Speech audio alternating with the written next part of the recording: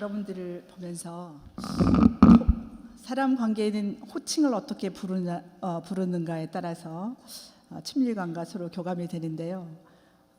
저는 우리 교회 식구들 앞에서는 우리 가족이라고 부릅니다. 주일학교 학생들은 친구라고 부릅니다. 여러분들을 뭐라고 불러야 될까요? 라는 질문에는 제가 어떻게 불러야 될까라는 생각이 듭니다. 여러분이라는 표현을 쓸 수밖에 없는 그러한 마음이 드는군요. 어쨌든 제가 정말 오랜만에 제가 공부하고 그리고 우리가 살았던 시대의 그 우울함과 칙칙했던 그러한 시기는 아닌, 그래서 이렇게 아름답고 정말 그 아름다운 성가대의 그 목소리를 듣고 이 오르간 소리를 들으면서 이 세대는 또 다른 문화를 향유하고 있고 또 다른 시대의 과제가 주어지고 있는 세대라 그런 생각이 듭니다. 오늘 제가 설교 말씀을 With You라고 했던 것은 여전 저희들이 다른 세대를 살아왔음에도 불구하고 공감하는 부분은 그리고 가치를 가지고 있는데 그거는 예수 그리스도가 우리 구주라는 그러한 공감을 하고 있는 거죠. 그 믿음의 위에 제가 여러분과 함께 친구로서 예수님께서 이 땅에 오신 목적을 알고 그것을 말씀하실 때 그 목적을 알고 나눌 수 있는 사람은 친구라 그렇게 말씀하셨는데 우리 까마득한 후배들에게 친구가 되기를 원합니다. 친구야 라고 불러주실 때 여러분 대답을 해주세요. 친구야. 감사합니다. 저는 최근에 일어났던 그 미투 운동과 With You라고 했을 때 미투에 초점이 맞춰져 있는 것에 대해서 저는 With You라는 그러한 마음을 가지고 있습니다. 제가 레위기서 말씀 여러분들이 아마 감이 빠른 사람은 눈치를 채실 수 있겠습니다.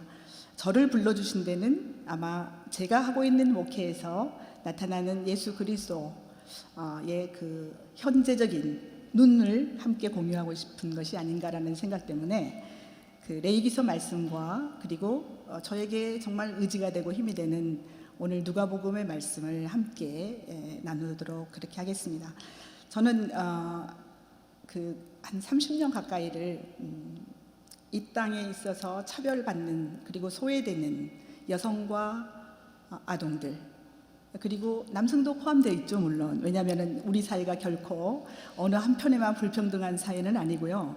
전반적으로 불평등과 그리고 우리나라가 분단된 현실이 모든 상황에서 온전을 드러내기에는 그리스도의 온전을 드러내기에는 불안정한 구조 속에 있었기 때문에 그렇다고 저는 생각을 합니다. 그래서 오늘 봄을 맞으면서 봄날에 정말 우리 한반도에 이러한 그 좋은 소식이 진행되고 있는 것에 대해서 우리의 기도를 들어주시는 하나님에 대한 고백을 여러분과 하게 된 것을 굉장히 또한 감사하게 생각합니다. 제가 이렇게 오늘 실은 오기 직전에 또 한일 교류 협력, 특히 이주민들을 가지고 하는 심포지엄에 기조 발언을 하고 바로 이리로 달려왔습니다. 그런데 거기에서도 함께 우리가 하는 것은 With You, 더불어 여러분들과 함께 또 이것은 최근에 어떤 경향성으로 나타나는 것이 아니라 복음이 우리에게 예수 그리스도가 우리에게 말씀하셨고 선언한 내용입니다. 너희들이 내가 부활한 것을 알리고 그리고 내가 너희들과 어떻게 했는가를 알리는 것, 그것을 끝날까지 함께 할 것이다. 그리고 그 증거로 또 성령을 보내주셔서 늘 생각나게 하고 내가 너와 함께 있어 라고 말씀하시는 것을 또 이렇게 생각나게 하는 그러한 자리에 우리가 있는 거죠. With you 하는 거, 그것은 예수께서 말씀하신 선포입니다. 구약에서는 항상 어떠한 갈등과 그리고 시작과 마감이 있을 때마다 그리고 어떤 새로운 국면이 전개될 때마다 하나님께서 말씀하시기를 내가 너희와 함께 한다. 임마누엘의 또 다른 그러한 표현으로 우리가 받아들이고 있죠. 저는 그래서 항상 하나님이 나와 함께 하신다 라는 고백으로 우리 임마누엘이죠. 우리 학교의 한신대학의 그 말씀 임마누엘인 것처럼 저도 그렇게 고백하면서 살아왔습니다. 제가 이 손에 끼어 있는 반지가요, 우리 학교를 졸업할 때 해준 반지, 거기에도 임마누엘이 적혀 있습니다. 근데 제가 어느 상황에서마다, 어떤 상황에서마다 하나님이 나와 함께 하심, 주께서 나와 함께 하심, 성령께서 나와 함께 하심을 늘 증거하는 자리에 있기를 원합니다.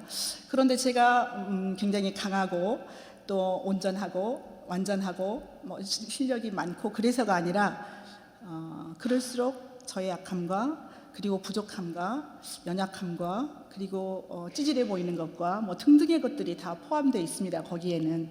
그런데 주께서 함께 하시니 제가 여러분들 앞에 설 수도 있겠습니다. 그리고 여러분들과 더불어 친구라는 교감을 할 수도 있겠다는 생각이 듭니다. 레위기서 말씀, 제가 이제 그렇게 살아오면서 한 15년 전부터서는 우리 땅에 들어온 외국인 노동자들과 특별히 결혼 이주민들과 함께 하고 있습니다. 결혼 이주민들과 함께하는 삶을 저는 특별히 이제 와서 행복한 사람도 있고 적응을 잘 하고 살아가는 사람도 있습니다. 그러나 그 중에서 많은 인권 문제가 발생하고 있는 그러한 상황에 있는 여성들 그리고 아동들과 더불어 살고 있습니다. 결혼 이민자들에게 일어나는 인권 문제는 가정폭력과 성폭력과 아동학대가 동시에 일어나고 있습니다. 그런데 제가 오늘 여러분들이 나간 요약문에 거룩하게 살아가는 것에 대한 얘기를 나누고 있는데, 이 거룩이라는 게 뭘까?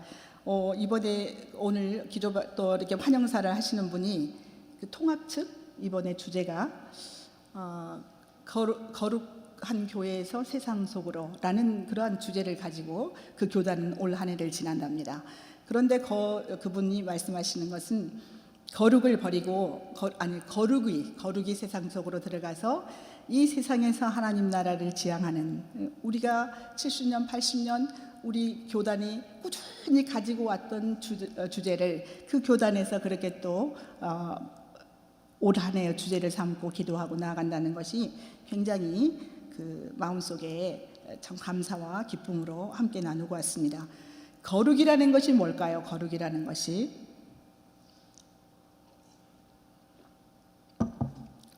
저는 거룩해지려고 노력합니다. 제가 고등학교 다닐 때는요, 성화를 이루는 성자가 되기 위해서 굉장히 고민을 많이 하고 절망도 했습니다. 그래서 어떻게 되었을까요? 좌절하고 내 마음속에서 끊임없이 일어나는 나를 좌절케 하는 그 요소가 도대체 뭔지 절망하고 평생을 살아오면서 자살을 생각해 본 적은 딱 그때 한 번 외에는 생각한 적이 없습니다. 왜냐하면 하나님께서 제 성격을 아시고 대답을 빨리 해주시지 않으면 이거 사고치겠다라고 생각하셔서 대답을 해주셨습니다. 그런데 성경을 제가 마태복음을 보다가 야, 하늘에 계신 하나님이 온전한 것처럼 너희도 온전하라 라는 말씀이었고, 또 하나는 함석헌 선생님께서 그 인간혁명이라는 책에 모두의 서문에 뭐라고 말씀을 해주셨냐면요, 작은 아메바에서부터 이렇게 인간이 되기까지 얼마나 많은 사람들의 노력과 희생과 헌신에 그것이 집적된 DNA가 우리 속에 있다는 거예요. 근데 그건 뭐냐면은 우리의 육신을 이기고 그 높은 것을 지향해 나가는 그러한 DNA가 우리 속에 있다는 것을, 저는 창조주 하나님과 동시에 그리고 이 DNA라는 것을 얘기하는 이런 생물학적인 그런 것들이 충돌하지 않고 제 속에 받아들여졌어요. 그럼에도 불구하고 내가 지극히 낮은 자리에서 누군가의 도움을 받아서 내가 온전해질 수 있다는 것이 나중에 대학을 가서 한신대를 와가지고 바로 그것이었구나라는 것을 깨닫게 되었고, 요즘에 계속 진행해 가면서 깨닫는 것은 우리 그리스도를 의지하여 그리스도를 통하여 성령의 인도하심을 따라, 이것으로 요약되는 그 분위기도 합니다. 제가 왜 이 말씀을 자꾸 드리느냐면, 우리 박봉랑 교수님이 계셨거든요. 박봉랑 교수님께서 무슨 말씀을 하실 때마다 은혜로 그런 말씀을 하셨어요. 그때마다 저는 도대체 은혜가 뭐야? 라고 마음속으로 계속 반발을 하고 그랬는데, 오늘날 제가 제일 많이 하는 단어 중에 하나가 은혜입니다 라는 고백을 하고 있습니다. 아마 박국란 교수님께서 하늘나라에서 굉장히 기뻐하실 것 같아요. 나를 그렇게 속으로 비판하고 그러던 네가 드디어 그 은혜에 대한 고백을 하기 시작했구나 라고 말씀을 하실 것 같습니다. 근데 제가 거룩하게 되기라는 말을 지금 말하면서 자꾸 여러분의 때를 기억하면서 자꾸 그 얘기가 나옵니다. 거룩하여지는 것에 대해서 무슨 신학적이라든가 원어음이라든가 있는데, 원어에서는 구별하다라는 의미, 그리고 그것이 모든 오물과 더러운 것들로부터 구별해내서 구별하는 거, 이것이 바로 거룩의 의미더라고요. 그런데 그 거룩이, 저는 거룩하여지기를 원했다 그랬잖아요. 성자가 되기를 원했다 그랬잖아요. 그런데 제가 신학교에 와서 제 존재에 대해서 확인한 거는, 인간이란 무엇이냐라는 생각을 하면서 인간은 하나님의 피조물이다라는 고백입니다. 우리는 하나님의 지으심 받았죠. 저는 전적으로 그것을 고백합니다. 지음 받았다는 거. 그런데 그 지음받은 백성들이 죄 가운데서 헤매기 시작하는 그 죄의 모습은 우리가 여러분들이 더 잘 아시겠죠. 그러나 거기에서 거룩하여질 수 있는 길을 열어주신 이가 바로 예수 그리스도시잖아요. 예수 그리스도께서 거룩함에 대해서 보여주셨는데, 하늘 보좌를 버리시고 이 땅에 머무러 오신 그분, 하늘 보좌를 버리시고 이 땅에 머무러 오신 성육신하신 것이 바로 거룩이었잖아요.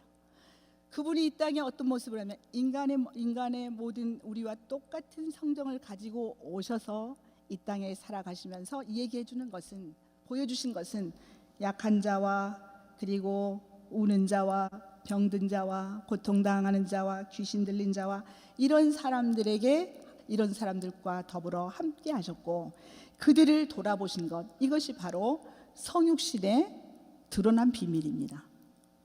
거룩이 육신을 입고 이 땅에 들어온 거죠. 거룩하여진다는 것, 우리가 거룩을 회복해야 됩니다. 요즘에 저는 이제 염려하는 것이 뭐냐면, 우리의 교육이 전부 다 이렇게 크리티컬한 비판을 통해서 물론 온전으로 나아가긴 합니다만은, 알맹이까지 정말 우리가 가지고 있는 속성과 알맹이, 그 핵까지도 분해하고 분석하고 모든 해체를 통해서 새로운 창조가 일어나지만, 결코 분해되지 않고 해체되어야 되지 않은 부분이 있는데, 그것은 예수 그리스도에 대한 우리의 시각입니다. 이해입니다.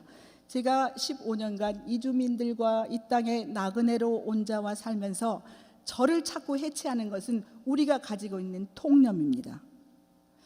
예수 그리스도를 믿는 자들, 은혜를 충만하게 받은 자를, 오랜 세월 예수 그리스도를 믿고 예수 그리스도 크리스찬 됐다는 사람들이 어떤 것을 가지고 있냐면, 이스라엘 백성들이 그렇게 목이 곧은 백성으로 수많은 죄를 저지른 것, 하나님 앞에 하나님을 거스리는 것과 그가 하나님께서 주신 규율, 그 규율과 계명이 뭡니까? 오늘 우리가 읽었던 레위기서 첫 시장은 뭐냐면, 너희는 거룩하라, 하나님이 거룩하니까 거룩하라, 이 말씀이거든요. 그 거룩의 내용을 보면, 그 거룩의 내용은 우리가 삶을 살아가는데 어떻게 살아야 되는가, 바로 그것이 거룩이죠. 예수님께서 그 말씀이 육신이 되어 우리 가운데 거하는 그 삶을 통해서 우리에게 보여주시는 거죠. 거룩하라, 거룩을 회복한다는 것이 오늘날 우리에게 어떤 의미가 있는가.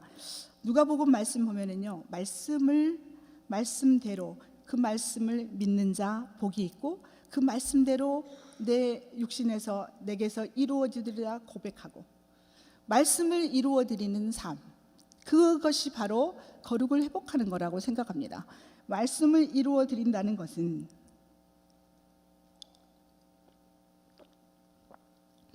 예수님의 삶 속에서는 이웃과의 관계, 하나님과의 관계가 정확하게 있는 다음에야 바로 이웃 관계도 있는 거죠.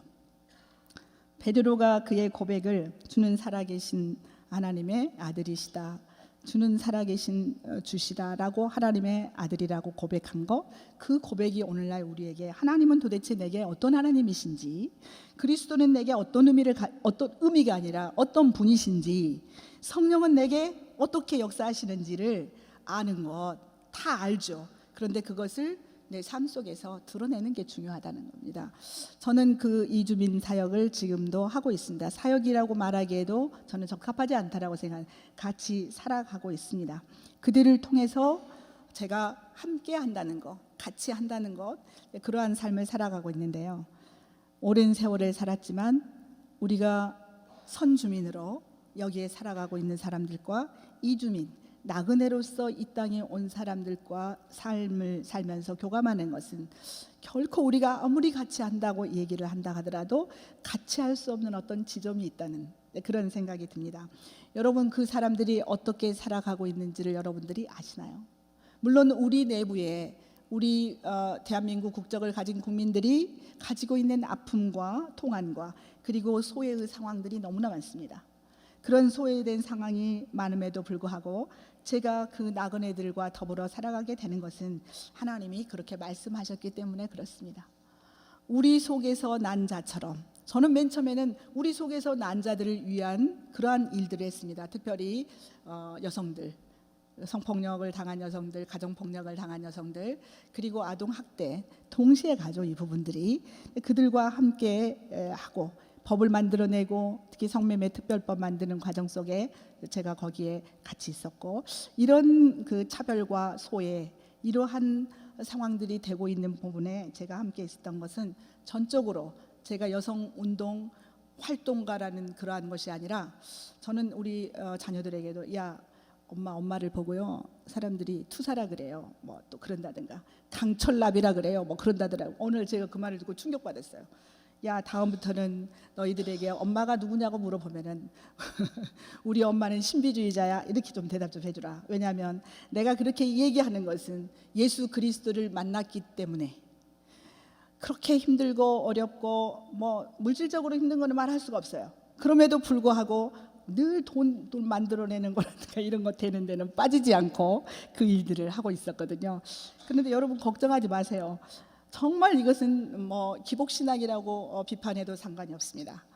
하나님께서 그의 일을 하시는 데는요, 여러분 구약성경 공부해서 아시잖아요. 이방인의 왕을 들어서라도 그의 백성에게 다시 일으키시고 다시 행하시겠다 하면 그 일을 행하시는 하나님, 그 하나님이 우리의 하나님이시잖아요. 우리의 모든 현실과 그리고 나의 모든 제약적 요소, 피조성, 우리가 가지고 있는 것은, 나를 절망케 하는 것은 피조성이잖아요. 피조성, 한계와 그리고 약함과 나약함과 사고가 나면 죽을 수밖에 없고 다칠 수밖에 없는 거잖아. 이런 거를 전적으로 인정하는 것, 하나님 앞에서 하나님 그렇습니다 할 때 하나님이 나한테 내가 너와 함께 해, with you라고 하나님의 말씀이 우리에게 임하는 거죠. 저는 우리 그 이주 여성들과 더불어서 살아가면서 제가 많이 이렇게 깨달음도 있고 그리고 내 상처도 치유를 받는 그런 느낌입니다. 왜냐하면 저는 이 여성들이 말도 하지도 못하죠. 뭐 재산이라고는 하나도 갖고 있지도 않죠. 집에서 뛰쳐나올 때 맨발로 뛰쳐나오고, 심지어는 외딴 집에 있는 사람은 그냥 밤에 자기 남편의 눈가림을 하느라고 그 뒤에 있는 대숲, 이렇게 잘라진 대가 있는 데를 맨발로 뛰어나와가지고 구조 요청을 하고, 그런 여성들과 더불어 살아가는 거예요. 근데 이 여성들의 그 가진 것이 하나도 없는 상황에서도, 그 상황에서도 고마움을 얘기하고 자기 아픔에 대해서는 나중에 얘기해요. 처음부터 내가 이렇게 당했습니다 얘기하지 않습니다. 왜 그럴까요? 믿지 못하기 때문에 그러죠. 믿지 못한 것의 특성은 뭐냐면, 내가 그걸 믿지 못하기 때문에 그렇잖아요. 내가 하나님 앞에 불평이 됐든지 어떤 나의 약함이 됐든지 상황에 대한 악함이 됐든지 간에 기도가 나오지 않는다는 것은, 저는 여러분들이 예수 그리스도를 믿고 있는 공동체라고 전제하고 얘기하는 겁니다. 기도가 나오지 않는다는 것은 회개해야 될 일입니다. 어떻게 이런 세상을 살아가면서 기도가 나오지 않을 수 있습니까?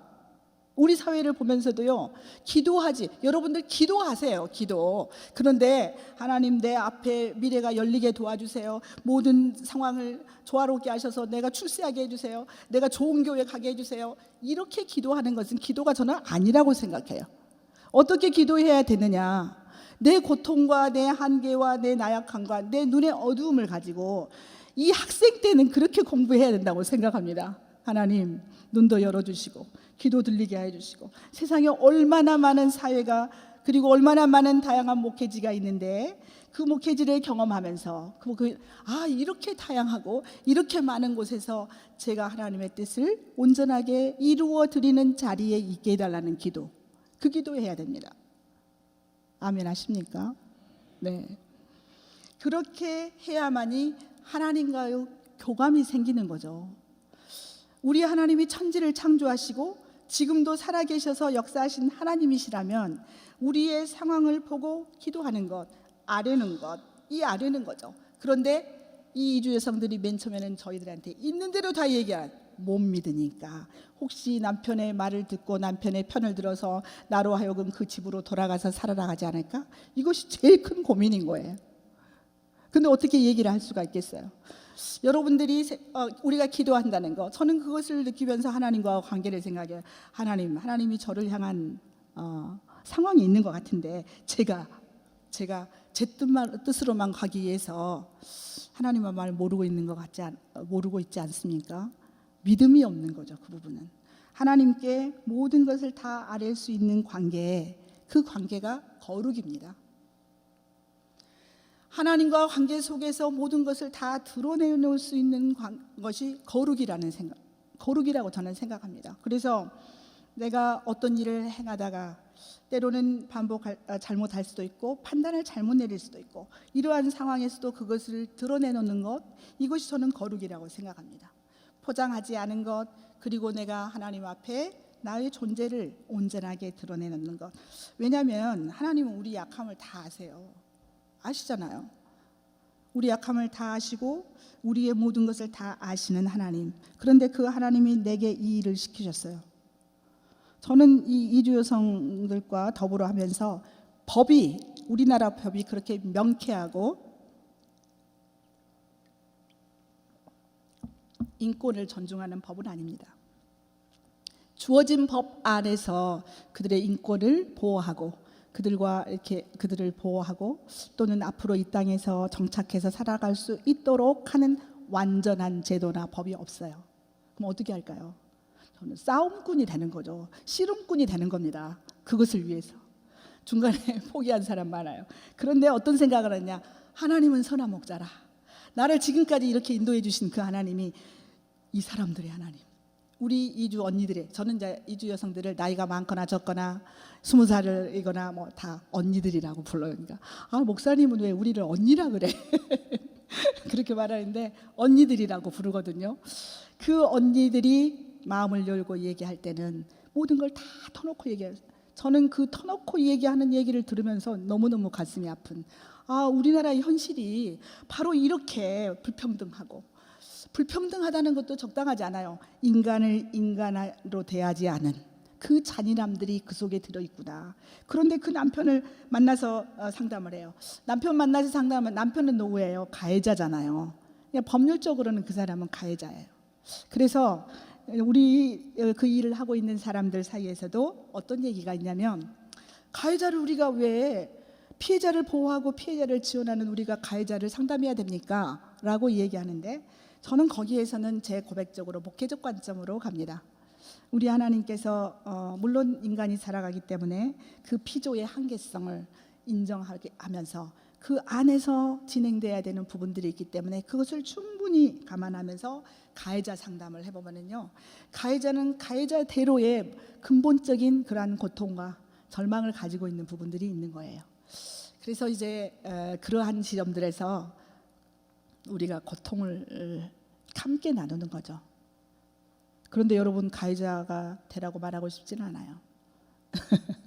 그렇다 그래서 피해자가 되라고 가고 싶지는 않아요. 물론 그러한 전 과정을 통해서 하나님이 우리를 향하신 뜻을 우리가 발견할 수가 있겠죠. 거룩한 삶을 산다는 것, 그것은 고통을 함께 나누는 삶이라고 생각합니다. 어떠한 고통이냐? 하나님께서 세상을 창조하시고 그 속에 인간을 두어서 평등하고 서로가 서로를 사랑하라고 하신 말씀이잖아요. 레위기서 오늘 가셔가지고 19장의 전체를 읽어보면은 거기에서는 부모와의 관계, 이웃과의 관계, 나그네와의 관계, 이러한 부분에 대해서 조목조목 얘기하고 있습니다.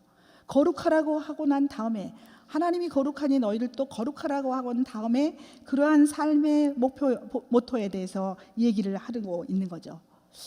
말씀을 살아간다는 것, 제가 우리 교회 올해의 목표를, 주제를 말씀을 살자, 예수를 살자, 평화를 살자 이렇게 정하고, 날마다 주님 나는 죄인임을 고백하면서 살아갑니다. 왜냐하면 말씀을 우리가 어떻게 살아갈 수가 있고, 어떻게 우리가 예수를 살아갈 수가 있고, 어떻게 평화를 살자고 할 수가 있습니까? 그러나 우리 교인들과 더불어 고백하는 것은 말씀을 살자 그랬는데, 절대 이 말을 못하게 해요. 아이고 우리가 인간인데 어떻게 살아요 하나님 혹은 목사님. 그런데 그런 말을 안 하고, 그러면 우리가 어떻게 고백이 되나? 하나님, 오늘 또 말씀은 저에게 이렇게 말하는데 그렇게 살지 못해서 참 죄스럽습니다. 죄인의 자리가 항상 있는 거예요. 죄인의 자리는 어떠냐?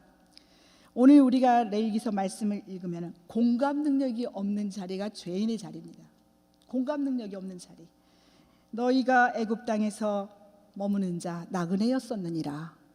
여러분, 공감 능력이 없어진 시대를 우리가 살아가고 있지 않습니까? 공감 능력이 없는 지도자, 얼마나 많은 사람들의 마음을 황폐하게 하고 사람들의 미래를 짓밟고 우리 사회에 절망을 안겨줬던, 공감하는 마음, 공감하는 능력을 우리가 회복하는 것이 거룩입니다. 왜냐하면 우리가 늘 고백하는 거, 그리스도의 마음으로, 그리스도를 본받아 그리스도를 닮아서라고 고백할 때는 그리스도께서 가지고 있는 그의 영성, 그리스도께서 가지고 있는 그 가치를 공감하는 거죠. 같이 하려는 그 가치를 같이 하는 겁니다. 공감의 능력을 우리가 회복하지 않으면 거룩이 있을 수가 없습니다. 하나님의 마음을 공감하는 것, 하나님의 마음은 어떻게 공감이 됩니까? 말씀을 통해서 무엇을 공감해야 되는지를 말씀을 통해서 우리에게 알려주시고, 말씀을 통해서 지침을 주시고, 그 공감의 능력은 그래서 예수 그리스도를 통하여, 예수 그리스도를 봄으로써 우리가 정말 구약에 있어서 그 하나님이 오늘날 우리에게 보내주신 예수 그리스도, 거기에서 나타난 하나님의 사랑과 하나님의 공의와 하나님의 평화를 우리가 볼 수 있는 거죠. 공감의 능력 우리가 회복해야 될 줄로 믿습니다. 같이 간다는 것, 우리가 함께 해야 됩니다. 지금은요, 모든 세상이 여러분들 잘 아는 것처럼 조직화되어 있고 모든 것들이 다 오밀조밀하게 되어 있는 것이라서 내 한 사람 행복과 내 한 사람의 온전함이 세상을 바꾸지는 못합니다. 그렇기 때문에 가장 필요한 것은 연대하는 겁니다. 나를 위해서 기도해 주세요. 우리가 이런 일을 하고 있습니다. 함께 해주세요. 함께 해주세요. 함께 해주세요. 함께 한다는 것이 바로 그 예수 그리스도의 거룩한 나라, 이것을 이 땅에 세워가는 거죠. 연대해야 됩니다. 영적 연대도 해야 되고, 현실적으로 우리의 힘의 연대도 해야 되고, 물질적인 연대로 해야 됩니다. 이런 부분들을 저는 이 신학대학원에서 훈련하고, 우리의 생각이라든가 신앙이라든가 신앙의 형태는 좀 확장되고, 그리고 많은 곳에서 우리를 부르는 거기 손짓해 가보기도 하고, 그리고 거기에서 그냥 우리의 마음을 열어놓고, 아, 이렇게 사는 사람, 이렇게 신앙을 고백하는 사람, 또 이렇게 사역하는 사람들이 있구나 라는 그러한 시각들을 우리가 갖기를 원합니다. 왜냐하면 우리가 사는 세상은 굉장히 다양한 세상이잖아요. 다인종 다문화. 지금 우리나라에 200만이 들어와 있다는데요, 저희들이 통계를 보면 200만이 더 넘습니다. 이 200만이 넘는 것 중에서 결혼 이민자들은 결혼 이민자, 특히 여성들 30만이 넘고 있거든요. 근데 거기에 가족이 있다고 생각해 보세요. 결혼해서 들어온 4인 가족으로 하면 4, 32, 120만에 공유된 그런 부분들이 있는 거죠. 여러분, 이 다양한 세상, 다양한 인종, 다양한 문화, 이 문화가 그냥 말로만 되는 것이 아니라 우리 사회를 움직여가고 있는 그러한 동인 중에 하나입니다. 저는 여러분들이 그런 것에 대한 관심을 갖기를 또한 바랍니다. 차별과 그러한 소외, 이러한 것들이 우리 사회에 만연되어 있습니다. 감기처럼 일반화되어 있는, 누구도 감기 들릴 수 있잖아요. 이러한 상황에 우리가 함께 살아가고 있는 겁니다. 여러분, 그래서 우리가 삶을 살아가는 것, 그리스도의 심장으로 능력을, 공감의 능력을 가지고 살아가는 것은 배려라고 말할 수가 없는 거죠. 함께 사는 것에 대한, 함께 살아가는 것에 대한 고민이 바로 목회라고 생각을 합니다. 함께 살아가는 것, 내가 목회자이므로 배려한다, 내가 누구를 배려한다, 이런 도와준다, 그런 것까지도 저는 살면서 느끼는 겁니다. 내가 그 옆에 있는 것이고 함께하는 것이지, 그렇게 배려하는 자리가 여전히 아닌 것 같습니다.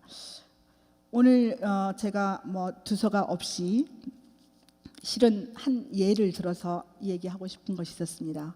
이 땅에 와서 이주 여성으로 와서 결혼해서 와서 자기 집에서는, 그러니까 시댁이죠, 어떻게 보면 그 집에서는 4개월을 살고 저하고 4년 반을 살고 돌아간 여성입니다. 그 여성이 잠깐 얘기를 하고 마치겠습니다. 그 사건 자체가 우리 사회의 모든 모순이 녹아있기 때문에 제가 그 얘기를 하고 싶은 겁니다. 이 여성은 나중에 보니까 베트남의 소수민족, 지금 베트남 소수민족이 많이 들어오고 있어요. 왠 줄 아세요? 도심에서는 베트남도 장가갈 도심 여성들이 없습니다. 그리고 국제 결혼해가지고 이미 대만과 뭐 싱가포르 같은 데로 이미 나가 있는 사람들이 있고, 그래서 도심에는 거기도 장가갈 처녀들이 귀합니다. 그래서 어디로 갔냐? 소수민족. 거기도 소수민족이 50몇 개의 소수민족 있잖아요. 그런데 우리나라에서도 소수민족들이 들어오고 있어요. 그러니까 이 여성들을 상담할 때는 베트남어 공동 표준어를 못합니다. 거기에서 공부를 하고 한 사람들을 통해서 3단계를 거쳐서 통역을 합니다. 오히려 한국말을 배우는 것이 훨씬 더 빠른 상황에 있습니다. 그런 여성들인데, 이 여성들이 베트남의 소수민족들에게 남은 약탈혼, 그러니까 우리나라라면 옛날 보쌈 같은 거죠. 그래서 일단 데리고 가서 우리의 표현으로 하면 성폭력이죠. 그런데 그 사람들은 하나의 결혼 과정으로 묵인했던 거예요, 정부가. 그런데 베트남 정부도 2014년에는 그것을 불법화했습니다. 그 보쌈을 통해서 약탈혼에 대해서. 어쨌든 그러한 과정을 통해서 아기를 낳았어요. 그러니까는 13살 때 아기, 14살 때 아기를 낳은 거죠. 그리고 이 여성이 자기의 부족으로부터는 어떤 일을 당하냐? 자기의 부족으로부터는, 제가 인터뷰를 직접 우리가 보내서 촬영 감독하고 그 붙여서 하는 분은 이런 표현을 씁니다. 여성으로서의 가치를 잃었기 때문에. 그 사회가 가지고 있는 그것을 자행하면서도 여성으로서의 가치가 잃었기 때문에 친정에서는 그를 찾지도 구하지도 않은 거예요. 그리고 부정 탔다고 자기 영역으로는 들어오지도 못하게. 그래서 자기 어머니 집이 보이는 저쪽에 떨어진 곳에 텐트를 치고 거기에 있으면서 아기를 낳았어요. 그런데 그 아기를 낳고 한 달도 못 된 기간이 지나니까 자기를 강간했던 그 할머니 집에서 와서, 그 어머니죠, 시어머니, 법적인 것이 아니죠. 아기를 데리고 가버린 뒤로 11년이 지나도록 아기를 한 번도 본 적이 없어요. 그런데 이 여성이 국제 결혼을 해서 우리한테 왔잖아요. 그런데 이 여성이 그 과정 속에서도 남편이 좀 부족해요. 되게 부족한 사람들, 정신적으로. 그런데 그 과정에서 시아버지에게 성폭행을 당합니다. 저희들에게는 성폭력 피해자로 왔었고요. 그런데 성폭력 피해를, 그 부분은 국가가 이제 법률로서 7년형을 받았는데, 그 과정 속에서 그 어머니가 저에게 오셔서 우리 아들이 부족한 것을 말하는 것이 아니라 아버지가 친아버지가 아닌 거 아시죠? 라고 얘기를 하는 거예요. 저는 제가 그 일을 서류를 계속 보면서도 그걸 몰랐어요. 그러니까 아버지가 재혼한 의붓 아버지였던 거죠. 그러니까 우리 아들하고 이 아이를 살도록 해주세요 라고 요청을 하는 겁니다. 제가 그 말을 들으면서 저는 이제까지 외부에서 요청이 오면 반드시 통역을 통해서 본인에게 전달하고 본인의 결정을 듣습니다. 그런데 이 말은 제가 전달하지 않겠습니다 라고 했어요. 도덕과 윤리가 너무 우리가 말이 아닌 거잖아요.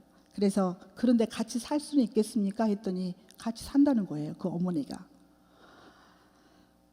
그런 과정을 통해서 반대했고, 나중에는 당사자한테 물었더니 자기는 남편을 굉장히 사랑하는데 무섭다, 이거였거든요. 두렵다는 거였어요. 결국은 이 여성이 그러한 것이 거부되고 난 다음에 혼인무효 소송을 그쪽에서 낸 겁니다. 혼인무효 소송을 내는 과정 속에 저희들이 그 싸움의 과정이 4년 3개월을 걸렸습니다. 국회에서도 그 싸움을 했고 다. 그런데 그게 대법원에서 이거 다시 판결하라고 내려갔습니다. 그런데 고등법원에서 다시 1심을 확정해주는, 1심에서는 저희들이 졌거든요. 그런데 위자료만 이 여성에게 조금 깎아주고, 그러나 한 가지 남긴 것은, 제가 싸움하고자 했던 것은 우리 사회에도 여전히 진행되고 있는 성폭력으로 인한 피해자, 그리고 거기에서 출산한 아이, 이것을 결혼할 때 고지하지 않았다는, 자기가 결혼할 때 내가 이전에 그 폭력으로 인해서 아기를 낳았다는 말을 하지 않았다는, 이러한 것 때문에 혼인무효 소송을 냈고, 그것은 혼인 취소 소송, 취소로 이렇게 결정이 됐습니다. 무효와 취소는 다르죠. 그리고 이 여성은 돌아갔어요. 자기 나라로. 이 속에는 우리가 가지고 있는 우리 사회가 가지고 있는 다양한 문제점이 포함되어 있죠.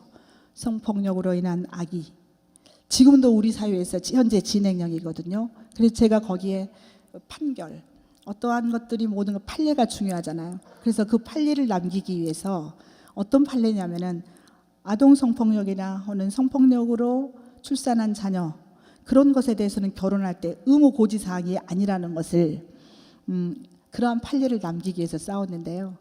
대법원에서는 그것을 수용한 것이, 다시 고등법원으로 갔을 때는 제약을 받게 되는 이러한 그 싸움의 과정을 남기고 그 여성이 떠났습니다. 제가 거기에서 느낀 거 하나는, 내가 성폭력 피해자였다, 자녀를 낳았다. 그런데 그 자녀를 낳고 한 번도 그 뒤로 만나보지 않았는데 결혼할 때 그것을 고지해야 되느냐 안 해야 되느냐의 논쟁을 우리 한국 여성들을 통해서는 싸움을 하지 못했고, 이주민 여성을 통해서 그것을 객관화시킨 겁니다. 그래서 모든 법들이 이주 여성들을 통해서 그 일들이 진행되고 있는 거, 이것은 또 하나의 우리나라의 우리 사회가 필요해서 온 여성들에게, 우리 사회가 필요해서 또 하나의 법을, 판례를 남기는데 정말 미안한 심정으로 그것을 진행했던 그 사건, 그 삶이 있었습니다. 최근에 다시 이제 이렇게 연락이 되고 그러는데요. 저희들이 유엔에까지 제소하려고 그랬습니다. 그런데 이 여성이 나중에 밤에 찾아왔어요. 목사님, 너무너무 힘들어요. 정말 힘들죠. 4년간을 그렇게 싸움을 해온 거잖아요. 우리는 정말 지원하고 함께하는 거지만 싸움을 하는 사람은 본인인 거잖아요. 너무너무 힘든 것을 토로해서, 네가 원하지 않으면 안 해도 돼, 네가 가장 중요한 거야. 그래가지고 결국은 유엔 제소까지는 이렇게 멈췄습니다. 나중에 네가 하고 싶을 때, 그때도 우리가 할 수는 있어. 케이스로 내서 그것에 대한 것을 공유할 수 있으니까. 그런 일들도 있었습니다. 말하고 싶은 것은 다른 거 아닙니다.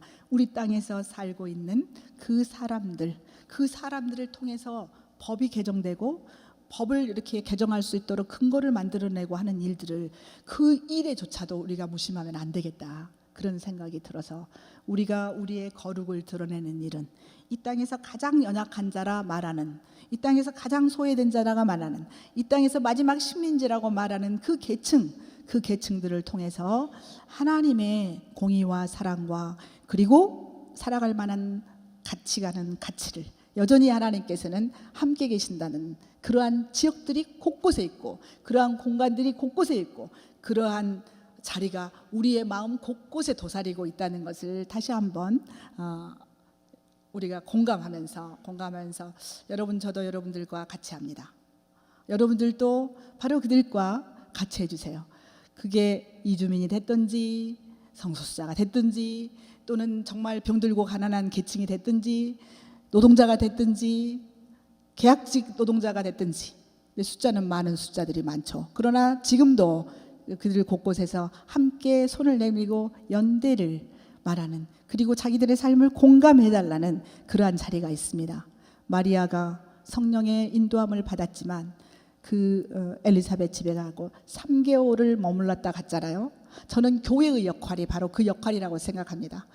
비록 하나님의 사역, 성령의 역사를 따라 하나님께서 내게 주신 그 일을 따라서 할지라도 내 마음속에 드는 공포와 주변에서 우리를 억누르는 통념의 힘은 너무나도 강합니다. 그럴 때 엘리사벳 그리고 마리아가 거기에 3개월을 머물다가 돌아갑니다. 저는 우리 교회들이, 기독교 장로회가 그러한 교단, 그러한 교회들이 되기를 원합니다. 그리고 그 속에 우리 친구들이 함께 있기를 원합니다. 기도하겠습니다. 하나님, 주의 성령의 역사가 우리 이곳에 있는 한신의 친구들에게 함께하여 주시기를 원합니다. 그리스도의 공감 능력을 허락하여 주시고 같이 갈 수 있는 가치가 그리스도께서 우리에게 선포하셨고 끝날까지 함께 하시겠다는 그 가치를 함께 누리며 살아갈 수 있도록 날마다 깨우쳐 일어나게 도와주시옵소서. 우리 주님 예수 그리스도의 이름으로 기도드리옵나이다. 아멘.